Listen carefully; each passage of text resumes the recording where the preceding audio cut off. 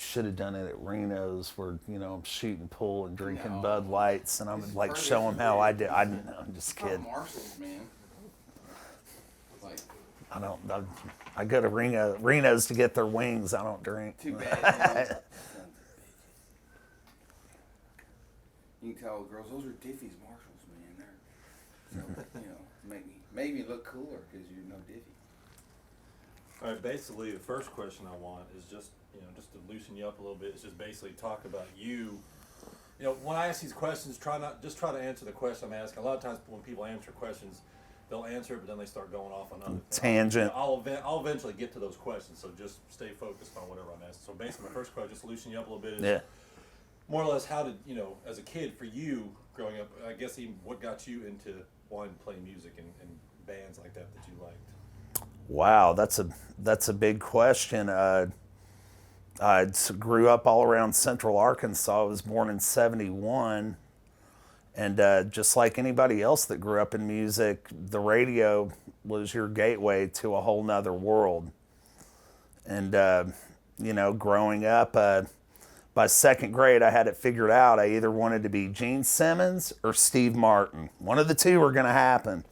And, I'm a typical musician, very typical. I wasn't good at sports. Socially, I was kind of a clown, couldn't really do it right. And fifth and sixth grade, listening to the radio, I was like, I'm going to try music. Music was the one thing I could actually do. I was like, wow, this is okay. Thank God I have something now. Cool, I can go with this. And then by the time I was living in Hot Springs, Arkansas, there was a band called, I think they were called Paper Tiger. That was the only band in Hot Springs, and they looked like White Line. Everybody loved them. They were this close to getting there. Great guys, good memories.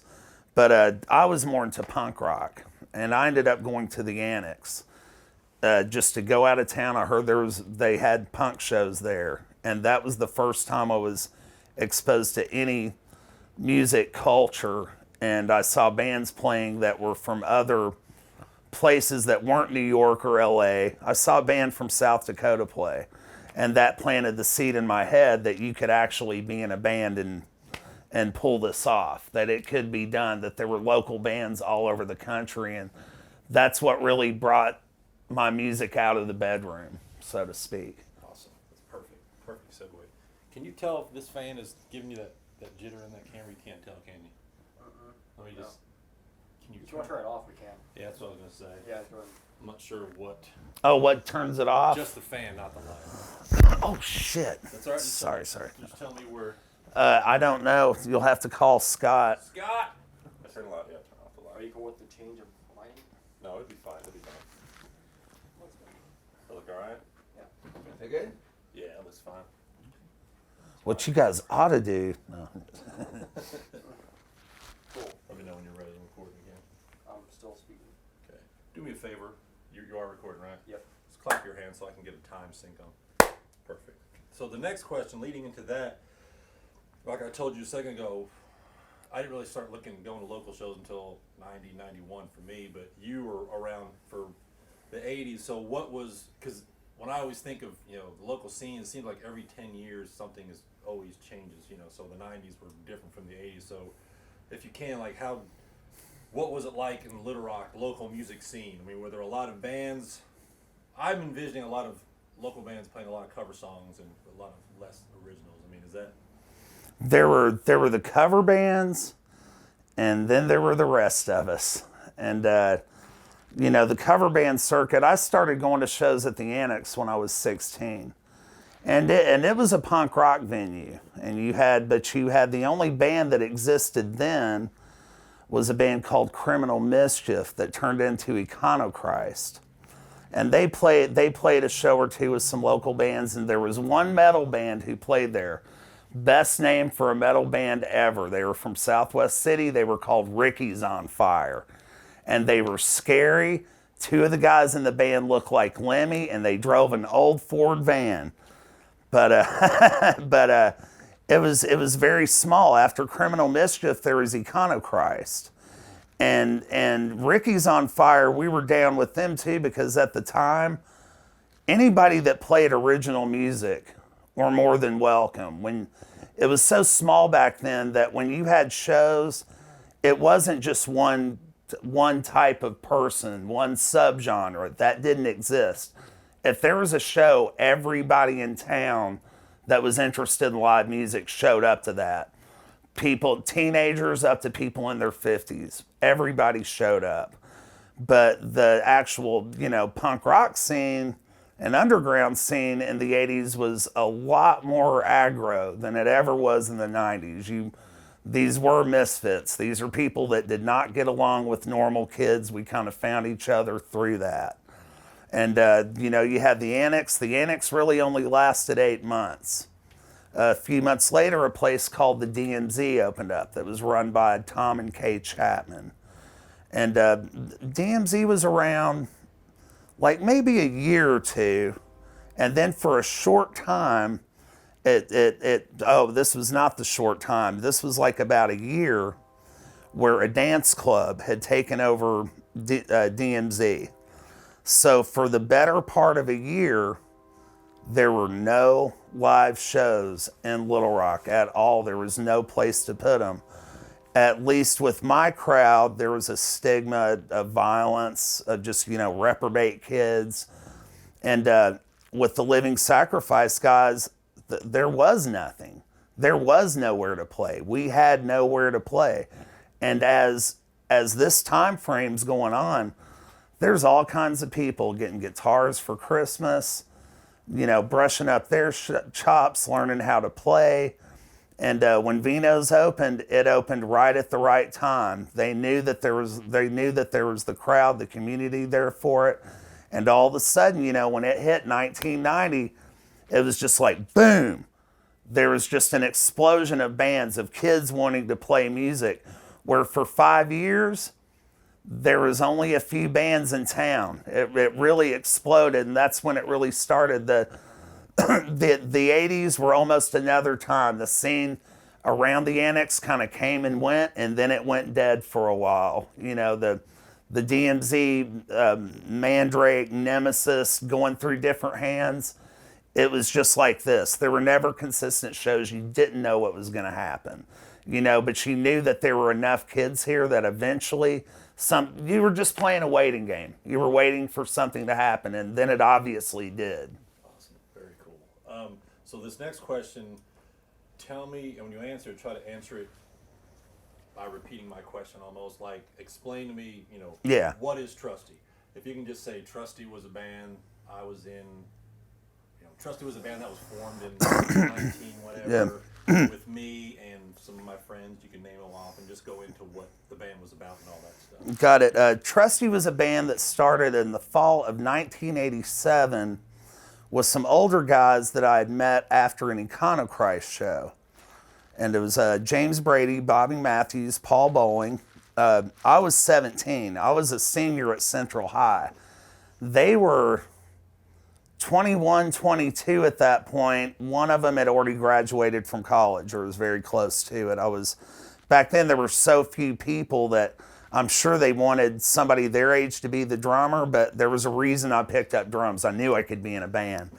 So we started playing, but at the time we started, DMZ was about to close. We played 1, maybe 2 shows, and then there wasn't shows here for a year. We had to go to, we had to build up our chops in Memphis and Fort Worth and St. Louis and New Orleans, the region. There was one guy put out a 7-inch here in Little Rock, and then our next LP was in Memphis, because a little known fact is back then, Memphis and Little Rock were very close with each other. Everything was interchangeable for a good few years. But Trusty, we were the first big local band here. There was really just us, a few other punk bands, and Living Sacrifice. They were over here, we were over here, but we both had that respect and interest in each other, because we were both basically doing the same thing. And all original music in Little Rock, Arkansas back then was just not a thing. It didn't happen. You would almost get laughed at, like, oh, you got a band going. Well, good for you, Davy Jones, And Trusty was we had gotten to the point here where we had like there were so few bands that everybody would come see the few bands that existed. We couldn't just play one show. We had to book 2 shows. We'd have to book, the whole weekend so everybody could get to do it. We eventually moved to DC, ended up on the Discord label, but never got any further than that, never made any money. But the one thing that we can hold now is just like Living Sacrifice, we inspired a lot of kids to do really cool things. And some, like, they went way further than we ever could. Some of them are in nationally known bands now, and they'll tell you without our 2 bands, they would have never had the gumption to even try something like that. So explain that. I mean, I think it's interesting, like, being in, especially like a local band, you think back to when you were 17, just joining Trusty or whatever, and you guys are just getting, but to think, fast forward all these years later and meeting people out of the blue that you might not know, or you find out that were big fans of the band that you inspired, because when I talked to Bruce and DJ, they talked about how Trusty inspired them to want to start a band, and you can see that you could be able to DIY it and do it yourself. And I feel like you inspired them, they inspire. I mean, it feels like, how does that feel in your mind to know you're part of some sort of, sounds silly, but I think it's interesting. It was a great unexpected gift that we can all sit here now in our mid-40s and know that we inspired so many people. We inspired a community that was, back then, we thought it was normal, but looking back, it was a very oppressive environment. You either, you got a job in a restaurant, or you worked for a law firm, and you drank and you drugged your way through. It was just a dreary existence. And I like to think that we made people's existence less dreary. Like we supplied goals for them. We supplied dreams. We supplied a path. And, we could have taken another route, both bands. We could have like polished up our stuff. We could have had that, one video on MTV. We didn't, and all that would have already been gone. The money would have been spent well over 20 years ago. What we get now is for the rest of our lives. We get guys coming up with kids that go, man, that was the first show I ever saw. That was the first time I ever became brave enough to try something, because I looked at you guys that were from the same neighborhood as me trying something.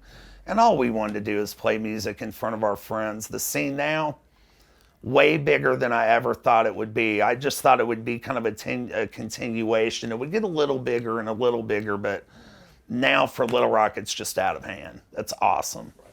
And so you went to Central when you were 17. Was Bruce the same age as you, or did you go to? Didn't he go to Central as well? I went to Central with Bruce is my man. I forgot the Trey, blonde hair. DJ Darren Johnson. Darren. Yeah. Okay, yeah. I went to Central in 88, 89. I only made it to November because Trusty started playing shows out of state, and I'm 17. Right. But I had a sociology class. And there was this long-haired, looked like he was in freaking Slayer in 1988. Everybody then had Bon Jovi hair. This guy had the real deal. And he sat in my sociology class up front with his books in a neat pile with a Bible right on top. And nobody would say anything to him. Everybody was intrigued, like, freaking Man-O-War with the Bible. This isn't Stryper. This isn't Petra. This is like something else. And he was just the nicest guy, sat in the front of class, listened, didn't cut up, was, just a teacher's dream. I was only in school 3 months. I wasn't around him long enough to really interact, even though, shortly after when the band started, oh yeah, and knew him for years, just haven't seen him in eons, not like I see Bruce. So what do you think of, back when they kind of came out, cutting their teeth at Vino's and hearing the music, what, in your first impression of, them? Well, number one, it was really it was strange. I didn't quite know how to take it. In my own personal, trip, I came from a counterculture that was very anti-authoritarian, very anti-authority, and so it did open my mind a little later on. But the music was incredible. The music was something like this shouldn't even be coming out of Little Rock. So to tell you the honest truth, the way they worked was the music was right there, and who they were was kind of right here. It was very non-promotional, rather attraction. We'll walk the walk, you know. And they weren't throwing Bibles or crosses out. They were rocking out, you know. And looking back now, they were giving kids hope. They were going, there is a way out. No matter whatever way out you got to get, there is a way out. So I actually thought they were inspiring. After I left Trusty, I was like getting in other local bands, and they were still tearing it up. You know, Living Sacrifice was good from day one. There was no, we're getting our chops together no matter what they told you. They might tell you that we were a little into Slayer too much, but nah, they did Slayer really, really good. Awesome. So what, my other question was, what was I going to say? I'm drawing a blank now.